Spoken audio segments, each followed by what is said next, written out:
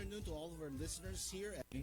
Kalabot ng training si Master Trainer Gerald Galang. Okay, a blessed afternoon, fellow educators. Welcome to Voice of the Teacher, DWWD-CRS Virtual RTV. Doon makita nyo na yung aming Facebook Live. And you may also join us in the conversation, sali na, by posting your questions, comments, and greetings. Greetings. Oo, yes.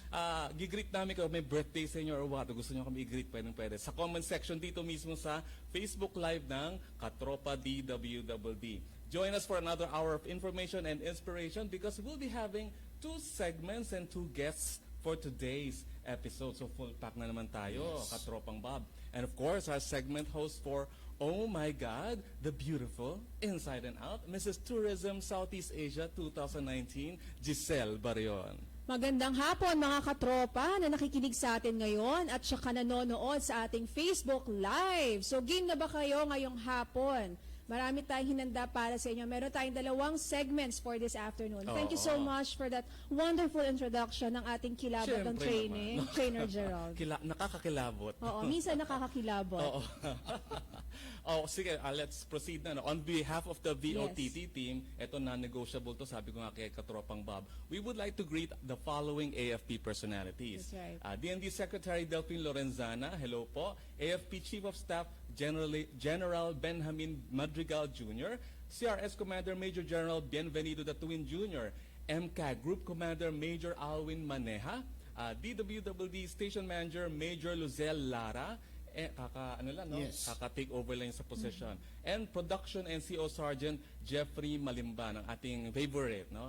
Thank you very much for providing us a platform where we can voice out the concerns of our fellow educators. Mga katropa, please continue supporting our troops. And also, another non-negotiable for us, we would also like to thank our sponsors, no, for our colorful BOTT mugs. Hindi mo dala. Yes. Hindi mo dala. The Asian Psychological Services and Assessment Incorporated, or the APSA. And I heard from Katropang Herman na they will be giving us another set. Another set na naman, for our hosts. For our new hosts, no? Thank you very much. Hello to their CEO, Ms. Liberty Nolasco, and their Business Development Head, Ms. Adelaida De Perio. For inquiries, you may contact them at 525-7277 or at 527-1901 or email them at apsa1281@yahoo.com. And look for Ms. Teng, Ms. Liwai, Ms. Jen, or Ms. Hendrick. Last na to, for our giveaways, we have gift certificates worth 1,500 pesos each, courtesy of Slimmers World Trafalgar Branch. Hello to Ms. Tina Parangan, one of the skin and figure consultants of Slimmers World Trafalgar Branch. Slimmers World International is the Philippines' foremost name in slimming, health, fitness, and beauty. Dahil hitik sa impormasyon ng ating show for today, nabubulol ako. Let's now proceed to the first segment, which is my segment. Our first segment for today is the learning curve, or the TLC. Hindi po siya tender loving care. Pero kaya ko ibigay yon. Hosted by yours truly, corporate entertainer, events host, voice talent, and head of the learning and development section of Standard Assurance, I'm Mr. Gerald Galang at your service. This is where we feature educators from the non-formal and informal sectors and the services and courses that they offer. Last month, I started a series on the training cycle. Now, what is the training cycle? According to the Passion for Performance, ulitin ko lang to, for the benefit of those who were not able to listen to us last month. According to Passion for Performance, Development, and Gamification, the training cycle is a systematic approach to the strategic delivery of learning in your business and identifies the series of sequential steps they need to undertake when applying a training and developing function to your employees. I-shorten ko na yun. The steps of the training cycle are as follows. Una, yung training needs analysis or assessment na tinapos natin last month. Next is the course design and development. Ito yung topic natin ngayon. And then third, next month will be the delivery of training or facilitation. The implementation. And lastly will be the evaluation of learning. Meron pa tinatawag na the ADDIE model. ADDIE. Yes. A stands for analysis, D, design, D, development, I, implementation, and E, evaluation. Pinaghiwalay lang yung design and development. But today we're going to talk about, at the same time design and development. To talk about the second step of the training cycle, which is training, design, and development. Teka, di ba last month tayo, training needs assessment and or analysis, After learning kung ano yung mga kailangang matutunan ng ating mga learners, ito na yung susunod. Yes. How to design and develop a training program. Here is the Operational Excellence Consultant and the Head for Marketing and Sales of the Six Sigma and Business Excellence Leadership Training. Wow! Or the Belt Guru Incorporated. Mga katropa, let us all welcome Mr. Francis Flores. Welcome to the show. Thank you, Katropan Gerard. Magandang hapon din, Sir Bobby and Giselle at sa mga nakikinig ng DWWD. Yes. Katropan natin dyan sa radio at sa mga nanonood dyan sa Facebook ba? Facebook Yes, Live. Facebook Live. Oo. Oh. Tsaka alam ko na sa YouTube din tayo eh. Oh. Good. Yes, nasa YouTube na rin. Yeah, YouTube Tama. din tayo, no? Tama yan. Kasi part ng mga pwede natin ma-discuss ngayon is yung fitting the design and development of training. Yes, good. Alam naman natin mga millennials ngayon. Tama. Savvy. Oh, sige, Yes. let's start the ball rolling. Simulan na natin yung interview. Teka, medyo mahina ba? Or? Okay na. Okay, let's start the ball rolling. Wala na kanina pa. Let's start the ball rolling. What are the basic steps in designing and developing a training program? Okay, actually nabanggit mo na kanina, no? So maganda at pinaka-basic, madaling tandaan yung concept natin, yung framework na ADI, no? From the assessment. Although at that's not the only one. That's the most Yeah, popular. that's but the most the most popular popular, one that yes. is common. Madaling tandaan. Actually, I forgot the rest. Tapos alam ko lang concept, di ba? From the basic assessment. But it's good that you mentioned that. And actually, pinanood ko rin yung last segment nyo last month. With Thank Ms. you. Marites. Thank you. With Ms. Marites. And a lot of the things that I'd like to mention here is yung going back to the topics that was discussed by Ms. Marites. Yes. Diba? So again, what was mentioned by Katropang Gerald is you start with assessment, which last time sabi assessment and analysis. Ba pwede mas maghiwalay at sabi pa Sir Bobby is tatandaan ko synthesizing. Okay, that's very important. And then from there you design, you develop, you implement and evaluate for effectiveness. Yeah. That's What do you the think is the most important steps, no, in or phase of the design and development of training? Okay, magandang tanong yan. Although, ang topic natin ngayon is about design and development. Yes. So, Personally, I would still recommend to, just like any endeavor or effort, you start heavily with planning. At dun sa framework na napag-usapan natin na ADI, I think yung assessment, assessment and analysis, part of development, of course, pero you cannot do the design and development without the essential information that you gathered, which you gather through the analysis. TNA, right? And kasi, but it's also very important that as teachers, providers of the learning, na although framework to na ADI, mayroong analysis, mayroong design, development, etc., na important na palagi itong pagdugtong-dugtong palagi. You cannot do this independently, just do design and development, tapos just do the implementation, palaging linked together. So whatever inputs that you gather from the training needs assessment or analysis, the profile of the target participants, their competency needs, you link them seamlessly with the next phases. Nabanggit mo kayo na nga, di ba? So, yung profile ng participants nga natin, Right. That's very important, no? But why and what are the differences in the resulting design and development pa? Okay, maganda tanong yan. Kasi when you do an assessment, especially nowadays, ako, admittedly, hindi ako part ng millennial. Phillennial na lang ako. Feeling millennial. Millennial. Para But tayo. majority of our workforce now, especially in the service, and most especially for the BPO industry, ay mga millennials. Sabi nga nila, it's approximately 50% of the population of the workforce right now are millennials. Totoo yan. And come 2025, based from what I've researched, 75% are magiging millennials now. So it's important for us to capture the profile. Right now, siguro majority of the management level are Generation X. But a lot of the workforce right now are millennials. So identifying millennials as majority of the profile is important. Okay, so when you come up with design and development of the training for millennials, maraming mga iba't ibang you need to consider. Nakikita na natin yan in all of our media, sa mga advertisements, newspapers, even development of the Facebook This is ads. where you set the mga learning objectives na, no? Correct, Part ng- correct. Oo. So whatever you have identified in the needs assessment, designing is identifying of the specific objectives or linking the identified objectives or learning outcomes, and then identifying the topics that you'll want to deliver, to whom that you'd like to deliver, yung duration of each of the topics, specific objectives of each of the topics. Kung marami kayong magko-conduct ng training, sino-sino yung magko-conduct na yun, di ba? And most importantly, yung evaluation and how you do that evaluation in each of the phases. And I think this is the stage when you now synthesize the products or the results of your analysis and assessment with when you design when you design your learning objectives, hindi pa yung materials because you're still planning. You also have to synthesize yung understanding mo kung sino yung nasa audience mo. We mentioned a while ago that we Also have the learning to, styles. yes, the learning styles of the audience. We have to consider who are our audience. And as you have said, about 50% of those in the workforce right now come from Millennials.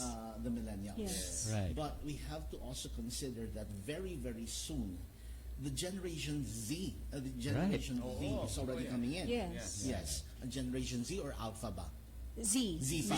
Yeah, Z pa. prior that. Because yung millennials come from 1981 to mid-1996, mid-1990s, maybe 95, 96. And so those who are born sometime in 1996 already belong to Generation Z. And Right. The ones who graduated this year, Z na. Z na yun, yeah. In fact, majority of the young Yung mga professionals. coming in They're as coming fresh in. graduates. somehow yung discussion nga na palagi sinasabi yung mga millennials, watch out because 1-2 years from now, that concept is not going to be very new anymore. It's going to be Right, passé because the Generation Z are coming in with a completely different set of skills and attitudes and Correct. learning styles. Sasakupin na tayo. Yes. Correct. Generation Z, no? What are the best practices in designing and developing a training in consideration to this? No? You mean with the millennials? Yeah, Yes, actually, I was about to ask that Given that millennial na yung majority ng audience natin, what would be your, siguro, it's more tips, no? Correct. Considering na ganun yung target audience madalas. Sige, sagutin ko yan with respect also to what Sir Bobby mentioned na parating na ngayon. In fact, yung mga young, mga pumapasok ngayon, mga Gen Z. unang natrabaho ngayon, saka magtatrabaho the next couple of months and years, are Gen Z na. Correct. Pero yung profile nila is similar to the millennials, it's just that mas heightened. Okay, Right. ito mga nasulat ko. For example, ang mga millennials daw is very much visual at saka mga mahilig sa videos, and we realize that as we do our marketing as well, no? So you mentioned earlier that I do marketing and sales, and very heavy dito are very visual marketing, a lot of videos. Isa pa, techie savvy.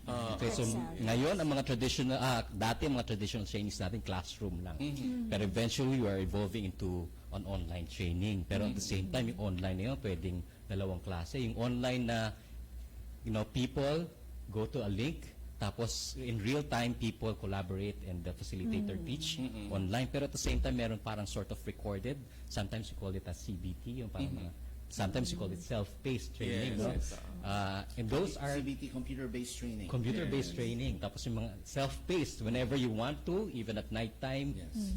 mag-gaming ka or whatever for the Yes, Yes, courses na yung online. madami, madami nga. So, isa pa is that you need to be very clear and clear in mentioning and sharing with them the relevance of their work. Hindi lang basta-basta, this is what we do in our company. You have to connect it with them. More than that is you have to relate it to their growth within the organization. No? Not just individually. Ang isa pa, kailangan bite size.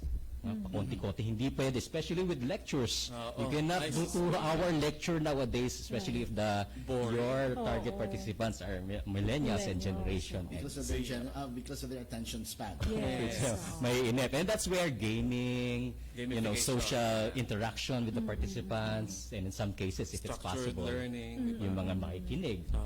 Ayun, you have to consider all those in designing and developing, not just in the materials, the methodology, the duration, etc. Those are some of the new considerations now in the design and development. You mentioned about the different methodologies. Now, one of the methodologies is interactive discussion. Right. Ideally, how long do you have to discuss a particular topic before, let's say, you proceed to an activity? Because before, we can, like trainers like us, Gerald, na mga post-millennials. Sama na ako doon. Oo, kasama na kami nila katropang Bobby at ikaw. Usually, ang pag-discuss natin dati, 1 oras, okay lang eh. Pero ngayon, hindi na pwedeng ganun eh. how long dapat ang interactive discussion before you can proceed to, let's say, structured learning exercise or any activities? Ano yung ideal? For me, it's Ideal. it will depend. Yung majority of the training that we conduct are technical. Okay. So there are some topics that you really need to go through because it's technical. Otherwise, at the end of the day, they won't be able to apply them. Six Sigma kasi siya. Six Sigma, So it's operational. not applicable on all types of Right, modules. oo. Depende yan sa module kung behavioral Correct. program, kung technical or leadership program. Depende rin syempre sa Oo. objectives. If your objective is really for them to appreciate the concept, magkaroon lang ng ka-awareness, then you shorten the lecture, of course. Right. Pero if your intent is really to apply it, for them to do it, then medyo habaan mo or you pace it accordingly. Pero mga 1 hour is the standard. 1 hour, Standard. maximum siguro 2 hours. Oo. I think yung technical training nag-a-apply rin yan maski sa insurance, di ba? Right. Yung real estate. Marami tayong mga trainers na nakikinig din ngayon. Marami nagko-conduct ng mga product trainings. I think it also applies in technical training na sinasabi mo na Oo. 1 hour na interactive Ako, I use discussion. blended learning na rin ako kasi. Blended learning. In our company. Kahit technical kami, kailangan may support ng mga videos. Videos. Correct, correct. Oh, saka, good. That's a good point kasi it's not just yung paghati ng mga modules. It's not, you don't just do it with exercises. Pwedeng may video, pwedeng yung simple question and answer in the middle. After 30 minutes of talking, you ask them. Actually, ideal nga, whenever you talk, you ask for their inputs. Correct. Correct. And how would they be able to relate it to their own work or to their Yes. own Correct. environment. Ito may question from one of our viewers. Anong mga energizers ang ginagawa nyo during training? Nako. Punta tayo sa energizer. Usually, yung mga very effective Pero alam mo, talaga. gusto to ng Oo, nag-i-enjoy. Lalo na pag alas 3, di ba, na 3 o'clock habit, yun yung inaantok na yung mga Ang participants. minsan hindi lang maganda dyan is when you ask them, anong pinaka-memorable? Yung exercises. Oo, actually. Huwag naman sana. But marami. Actually, Pero ang ganda sana ko yung exercises mo is related.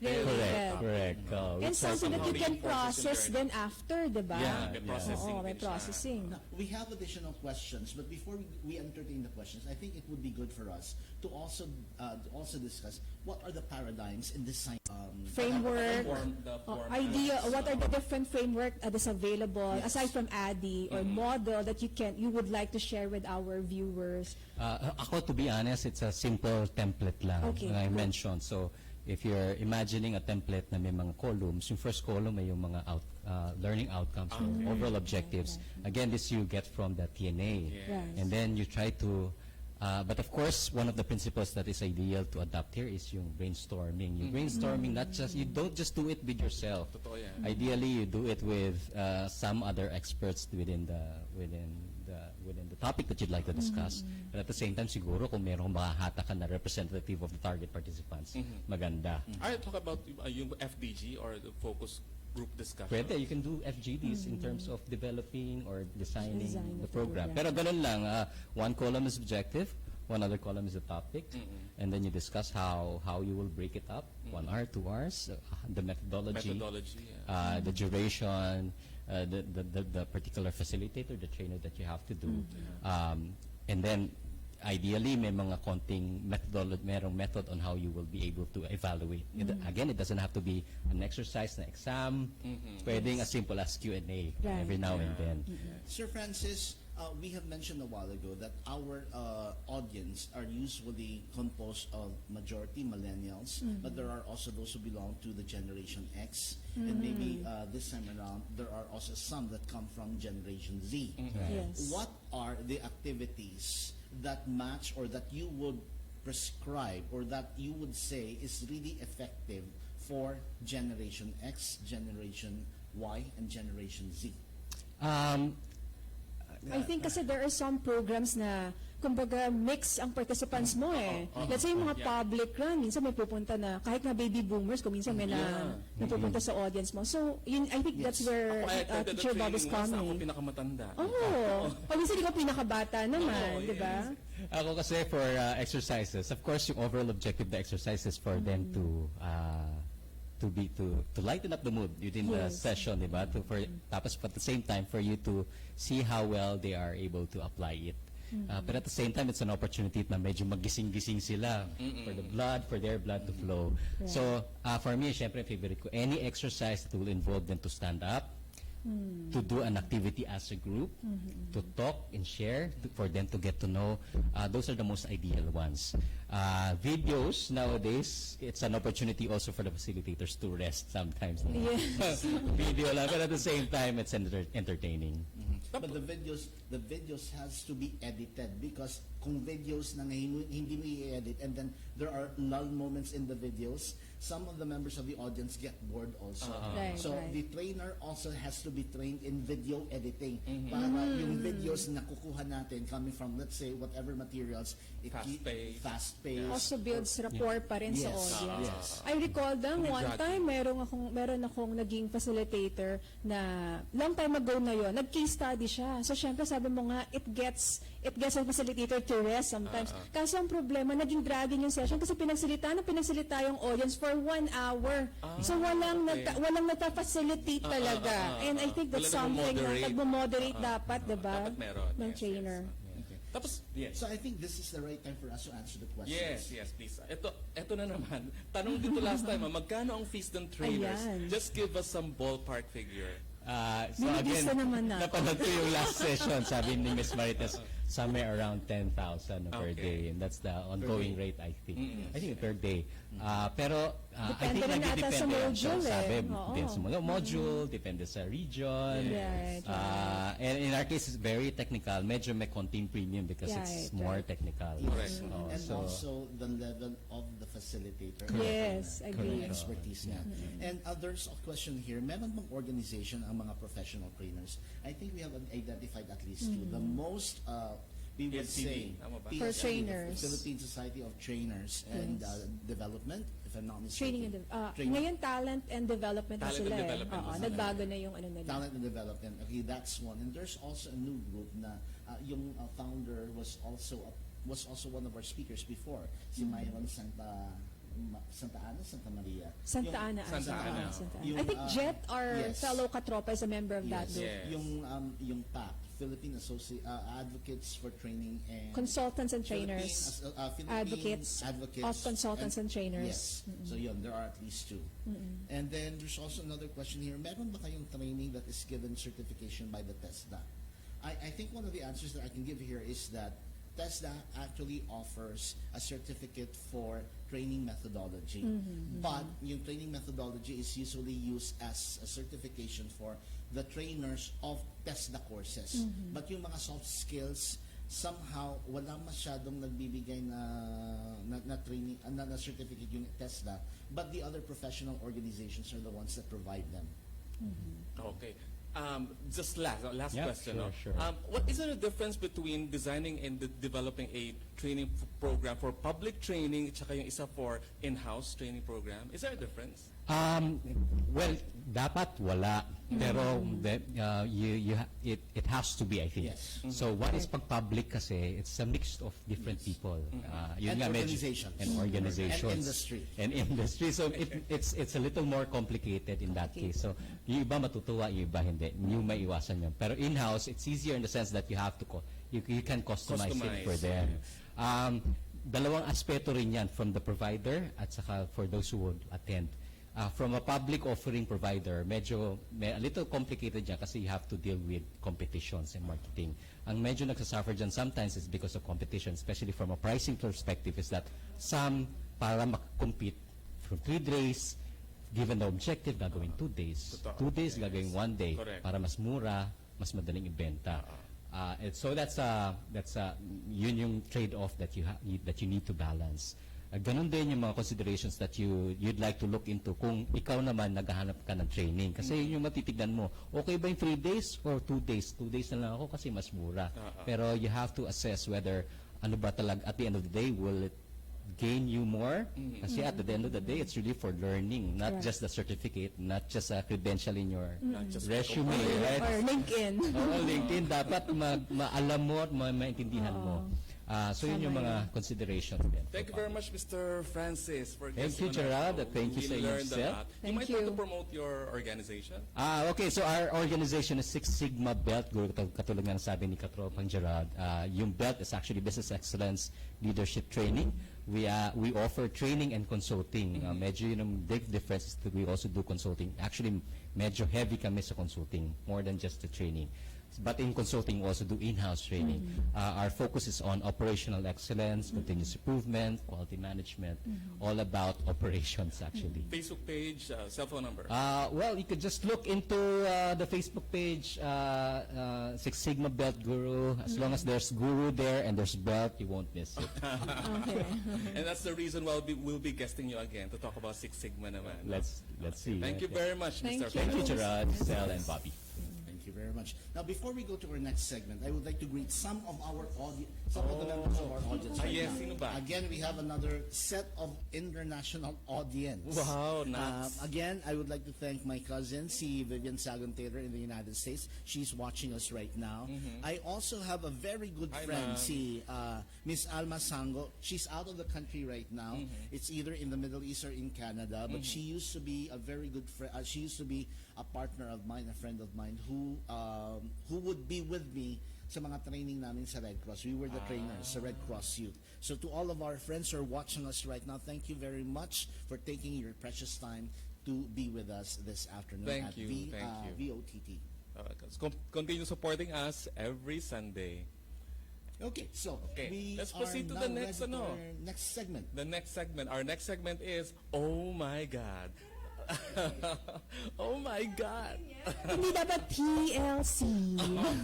Tara na at ating talakayan ng gender and development. And here is your host for Oh My God, Human Resources and Organization Development Consultant, Corporate Trainer, Motivational Speaker, Author, Mrs. Tourism Southeast Asia 2019, and Founder and Chief Empowering Officer of Great Learnings and Beyond Management Consultancy Services, the lovely Miss Giselle Barrion. Thank you so much sa ating mga katropa. Maraming salamat, Katropang Gerald, sa wonderful introduction mo. Hindi ko napapatagalin pa because napaka-exciting ng ating episode ngayon for Oh My God. Ayan.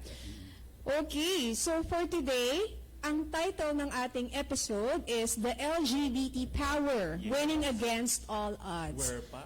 Oo. Actually, this is the first time that I've invited somebody to talk about LGBT in an experiential level. Kasi usually conceptual, yung mga previous natin, di ba? Mga previous guests natin. Or although may mga times na may mga experiential lang topic natin, ganun din ngayon. Last time, we are also fortunate to have with us si Direk Rom to talk about yung film, yung upcoming film na actually na nominate na naman for the second time around. Ang dami ng award-giving body sa Shanghai, sa Berlin, na nag-nominate ng kanyang Becky Tako Baklang 2, yung movie niya about LGBT. Ngayon naman, iba naman yung Baklang, oo nga pala, Baklang 2.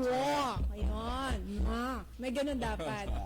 Oo. Ngayon, first time natin magigess ng about naman LGBT as part of this person's experience in life. Alright, so wag na natin patagalin pa. Papakilala ko muna siya, no? He is a professor at the Philippine School of Business Administration in Manila, past president of Rotary Club, Caloocan, Silangan, and he's also an actor. Grabe, hindi lang siya professor. Different films. Oo. He has actually appeared in GMA and even in Teleserye. Kapamilya Network. Meron din siya mga movies na, mga mainstream movies, no? Yes. He's under the Light of Life Talent Management. Light of Life. Light of Life Talent Management. Some of his noteworthy recognitions, actually marami to, pero inano ko na lang to, ni-streamline ko. Of course, cum laude yan. At UP Diliman, ha? Mahirap maging cum laude sa UP Diliman, ha? 1997 ang batch niya. Most Outstanding Rotary President and Club. In 2011, Outstanding Assistant Governor of RI District 3800 in 2015. And Ultimate Actor for TV and Movie in 2018 by Starbuzz. May achievements. Oo. It is by God's grace. No other than Mr. Rolls Ellen Maningas. Yeah. And nagniningas, yeah. Oo. Yeah, pleasant afternoon to all of you, Katropa, Tito Bobby, Tito Gerald, and of course, my friend, katropa Giselle. Yes. Huwag mo sila tawagan tito, katropa na lang. Katropa. Yeah. Kasi we are talking about millennials kasi kanina eh, mga baby Mga boomer. millennials pa kami, kunyari. Yes. Feeling millennial. Feeling millennials. Millennials. Yeah. Oo, ito si Katropang Ross. Katropa ka na rin Yeah, namin, katropa na. Katropang Ross, no? Napakadami mong achievements. Yeah. Pero actually, hindi mo to binanggit sa akin itong article na to. I just happened to pass through it sa pagbabasa ko kasi binigay niya sa akin, nasa Wikipedia siya. Yeah. Binasa ko yun, pero sabi ko, gusto ko pa maghanap ng ibang article. And then, I happened to find out this article na sinulat about you, no? Ang sinabi dito, when you were starting your career in the academe, at first daw, you used to be uptight. Yeah. Kasi So when I parang, was teaching at UP Los Baños. oo. Yeah, kasi after I graduated from UP Diliman, so definitely, so I became faculty of UPLB. I was hired there as instructor too. Actually, isa dito kasama ko sa UP. Yes, Sir Paul. So we became colleagues during the time. world. Yeah, small world. Small world. Yeah, at the Yes. time, talagang very tight. Talagang feeling lalaki kailangan when you were teaching nabasa in ko front yun of the sa article. students. Yes. Yeah, kasi ganun lang discrimination in the field of academe. Yes, So yes, I tried that. Siyempre, teatro ako. Lalaki-lalaki. Acting, di ba? Yeah, acting sa theatrical performance. So eventually, one of my students called my attention. Akala ko may tanong about my discussion, about my lecture. Sabi niya, Sir, much better magsalita ka na lang yung totoong ikaw. Yeah. So, Naamoy niya? thank you. Naamoy niya? Naamoy niya kagad. Ano yun, in front of the In front of the classroom? class, talagang nag-raise ng hand. So, what did you feel? Sabi ko, Nung, okay, yes. What is your question? Sabi niya, Sir, mas maganda po magpakalalaki na, magpakatunay na lang kayo kung anong kayo. Was this How did this you a react? man or a woman who asked you? Oh, lalaki, babae. Actually, that time, it was woman, female siya. okay. So, how did you handle it? Consider na ikaw yung professor nila, di ba? Parang disrespectful naman yon. Pero, Hindi, sabi niya sa akin, Oo. kasi ang talino mo, sir. And at the same time, kami nahihirapan magsalita sa'yo na lalaki ka. So much as well, gawin mo yung nararapat. So, Mas I get that. relaxed. Mas relaxed ka. Yes. So, Kasi what you happened? can able to, to transcend your ideas and everything. So, ayun. I'm sure it's I not, accepted that. hindi naman easy yung journey mo, no? Kasi syempre nabigla ka, kahit naman sinong tao, in-upfront ka, napaka-confrontational lang dating nun. Student mo pa, di ba? Yeah. So how did you handle that, yung journey na yon? And how were you able to transition positively after that? Sabi ko sa kanila, Immediately ba na Oo, ano yung pinagdaanan mo? sa kanila, okay, is it okay with you guys? Sabi niya, yes. Okay. Kinonsult mo yung iba. Yeah, of course. So you have to consider other people also, other students. Okay. Was it easy for you to reveal yung preference mo sa kanila? Of course. Immediately? Yung Yes. pagkasabi sa'yo? Kasi nakikita naman yun Madali naman ma-distinguish. Madali naman ma-identify kagad. Kaysa namang pilit. But there are times na medyo mahirap. Mahirap. There are times na medyo mahirap to identify the sexual, gender identity. Lalo Yes. na nowadays. Oo. Pero may nagka-crush pa sa akin na student yun na babae. Sabi ko, oh my gosh. Binigyan niya ako ng mga, what you call it, yung mga food delicacy ng province nila. Tapos meron pang mug. Sabi ko, oh my golly. Sabi ko, ano to? Sabi ko, girl ako, girl. Something like that. Yeah. Okay, ano pa yung ibang stereotypes na na-encounter mo, Ro, so far? Ikaw napakagaling mo. Ako, bilib ako talaga sa'yo. Kanikwento ka, kasi ka-member siya ng husband ko sa akin. Yeah. Isa siya sa nag-recruit. Tama ba? I recruited here. Yeah. For She's a Rotary, friend of mine. Caloocan, Novaliches. RC Metro Novaliches, Caloocan. Yes. Hi to them, to all my members. Yeah. Oo. Aside from that incident, ano yung mga related stereotypes na na-encounter mo because of your chosen preference? Actually, way back pa yan, bata pa lang ako, I was bullied. Right? Kasi, di ba, during 80s, dekada 80, sabi ka, bakla. Natarayan ko, ano ngayon? Matalino ka ba? Oh, tama Diba, nga ganon? naman. Lumalaban ako. I fought a good fight. Right? Tapos nung nasa church. So I grew up in the Sunday school. So definitely, mga tao doon. Ganun din ang sa'yo. Yes, oo. May discrimination yan. Sabi ko, ang point ko, I am mo sa- worshiping God, not you guys. Tama. And at the same time, God blessed me a lot. Right. I would With just so like much to share this achievements. anecdote. Yeah. I graduated from a sectarian school, but not a Catholic school, it's Yes. a Protestant school. And of course, we also have a subject in religion. Now, during the discussion, I think it just came out as a joke, but this was also an experience of other classmates who came from other schools. And the story goes like, there was this discussion about religion, and the students asked the teacher, because they were discussing a topic related to sexuality and Yes. gender, and so the other students began asking the teacher, so ma'am or sir, so what does that mean? Wala talagang puwang ang mga bakla doon sa langit. Yes. Pero they were Wala trying daw to third sex. instigate. Third sex. There's no third sex. There's third no. sex. There are only two sexes. Gender preferences, marami. Yun ang yung sinabi na QIA. Yes. Okay, so you have the allies, the two-spirited, the Intersex. players questioning Dami. and so on. So, yung sa amin na, yung isang bakla na nasa likod, kahit dahil naka-makeup and so on, Yeah. nang na kasi binubuli na siya ng mga Yes, classmate niya. precisely. And he was alone in the classroom. And then since the discussion focused on yung gender identity and yung sinabi pa na, so wala talagang puwang, wala talagang place ang mga bakla Place. dun sa langit. And then I think the answer of the professor Itatapon nga was, doon sa dagat-dagatang. Dagdag na po ay sa Hades. so yung nangyari is, grabe. yung lumabas na yung klase at ang bakla, nakita niya yung mga barkada niya. So sinabi niya, galit na galit siya, sumigaw siya, sister, sabi nila, wala daw puwang ang mga bakla sa langit. Eh, sino na magbe-makeup at mag-design ng mga gowns ni Mama Yes. Mary? Perfect. So yun yung joke. But the thing Okay. is, even inside the classroom, can also be a Right. also be an intimidating environment Yes. for Naman. those who belong to the other. Yes. And Right. I think this is the responsibility of even the academicians, the teachers, Yes. Right. the facilitators of learning inside the classroom to ensure that nobody is discriminated. Because Right. if you Yes. will be if you will facilitate the creation of an intimidating environment, then yung learning process is also going to be affected. Right. Yes, Right. precisely. And socially speaking, so we're Yeah. talking about the social construct. It's not about the sex per se, Yeah. some male and female, but we are talking about here this social construct or social preference.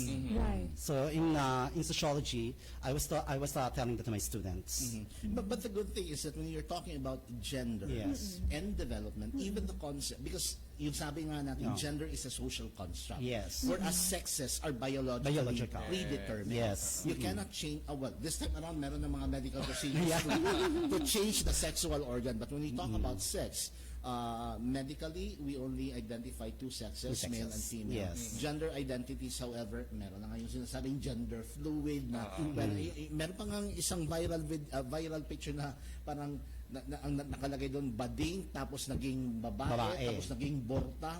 But that was the term that was placed there. Yes, And yeah. yung transition nga niya from bata na bading, tapos nagpakababae, tapos bumalik siyang yung Borta. so andon. But the thing is, yung sinasabi nating gender and social construct, yung perception natin na this particular responsibility, this particular activity is exclusively for this particular sex or this particular gender. And as we can see right now, nag-change na. Yes. Case in point, dati yung perception natin or yung nasa isip natin is that teaching is predominantly a male or masculine job. Yes. But this time around, nag-change na what we can see right now is that ang dami ng mga marami babae babae ng mga teachers. Precisely. Because usually naman, mga babae is mas caring, mas nurturing. However, that should not preclude males from taking the same job also. Yes. So, and then there are also other professions that this time around, nag-change na. Even in the corporate world, din naman Yes. Corporate world, Yes, corporate world, and even inside the home. This Yeah. time around, men are already participating in household chores. Household chores. Yeah. Okay. Actually, it was started during the time of the American period, right? The teachers were homicides on males. And now, so we have female teachers. Right, right. So even in Rotary, I experienced that racial discrimination. Talaga? Yeah, because during that time, I am the global president, Yes. way back 2010-2011, under global Governor June Farquan. So, iba yung tingin sa aming mga bading, parang wala kang space. Then I proved my worth. And you won, and diba? of course, out of 89 clubs, one of the Best most outstanding Rotary outstanding, president, yeah. multi-global awarded presidents. Right, Yeah. right. And even club, di ba? Yeah, Nanalo yung club. I got it. Different awards. Yeah. Through the help of God, of course. Actually, katropang Ross, meron lang tayong tanong from one of Yes. our audience, no? Yun daw bang couples na gays ay nagsiselos din? I think ang sinasabi nila, pinagsaselosan ba din nila yung straight guys? I don't, ano kaya to? Siguro sa relationship, in a Basta matter of relationship. so on. O, kasi di ba may mga gay relationship, Yeah. di ba? Mm-mm. Possible ba na nagsiselos daw ba ang, although this is not really related, So but parang parehong gay. Oo, parehong Parehas. gay.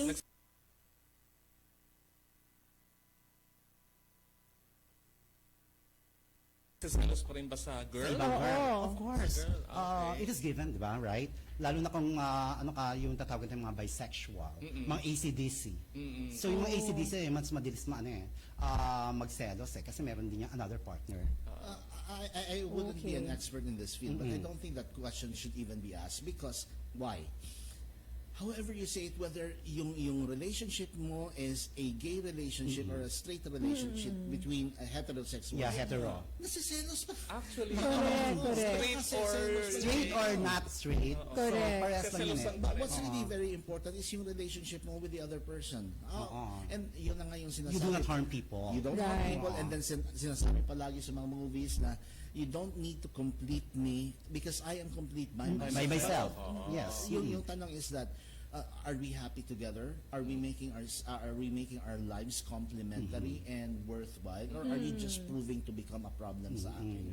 So the other person should complement yung life mo and make you happy. But Yes. if the person is making you jealous, the person is making you insecure, then it's not a good it's not relationship. worth fighting for, Yeah. diba?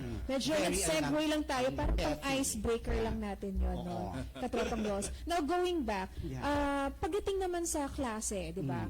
For sure, may mga students kang Yes. may encounter na, yung iba dyan, hindi sila makapag-open up Yeah. kung ano yung preference nila. Have you encountered these kinds of Students. situations Yeah. with students? Yes. And how did you handle them? What did you tell them? Okay. So actually, I have experienced that many times. Okay, okay. Especially yung mga students na close at Korean. Right? Hindi sila lumalapit sa'yo Oo, secretly? Una, Or- syempre may gay radar tayo eh. Madali natin na Yes. madistinguish ito.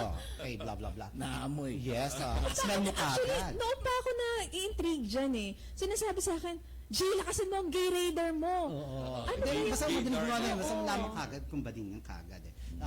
The physical appearance per se, and at the same time, meron siya parang actuation or yung parang ano, di ba? I don't know how you call it I don't know if this is the right Yeah. word, pero parang pilantik na. Yeah, pilantik. Yes. oo.